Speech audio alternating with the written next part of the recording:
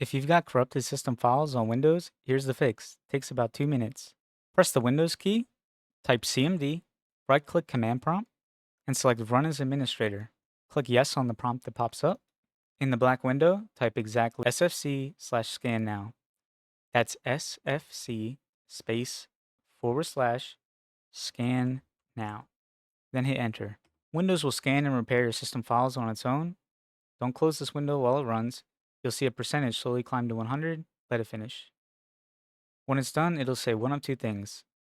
If it says it found and fixed integrity violations, restart your PC and you're done. If it says it found issues it couldn't fix, run the second command right after.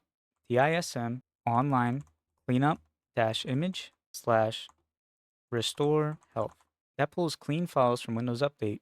Once that finishes, run SFC scan now one more time. It'll fix what it couldn't before. Your corrupted system files should be fixed now. Drop a comment saying fixed. If it's still showing errors, tell me exactly what the scan said.